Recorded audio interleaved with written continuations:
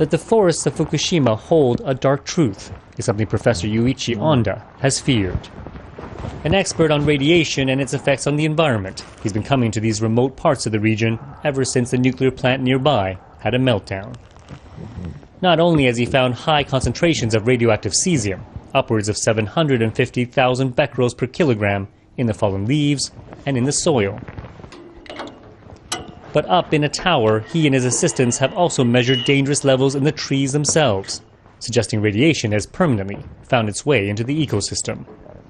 It's left him with only one drastic suggestion for the government. Cutting the tree as soon as possible is better because the cesium is gradually transferred to the wood itself. With 70% of Fukushima covered in forest, the task would be immense, and Onda doubts the government will take his advice. The government is already spending billions of dollars decontaminating various towns in Fukushima. The concern Onda has is that unless the forests surrounding the places where people live are cleared, they'll continue to emit radioactivity, putting residents at risk.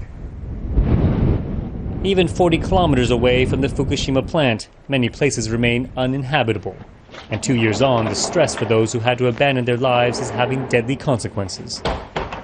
Whenever authorities allow Mikio Watanabe to go home, he can only think of his wife. Once a bubbly, happy person, he says she descended into depression when they had to leave the place they loved.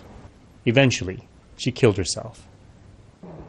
I was so stressed myself, and I regret I didn't see how severely she was suffering. It fills me with remorse. The day she died, Watanabe found her lying by this tree. She had set herself on fire. Her death convinced him to join thousands of others in suing TEPCO, the nuclear plant's operator. Whenever I think about my wife, the anger comes back to me. Living as an evacuee has so much hardship and pain. They don't understand. I cannot forgive them. TEPCO turned down Al Jazeera's request for an interview about the impact the disaster has had on communities. But by phone, company officials said they are sorry. It's estimated the power company will pay some $250 billion in compensation and in cleaning up what have become essentially ghost towns. Watanabe says no amount of money will ever replace what's been lost. He and his wife used to love spending time in the outdoors, but that too has been taken away, leaving him, he says, with a lonely and hollow existence. Steve Chow, Al Jazeera, Fukushima, Japan.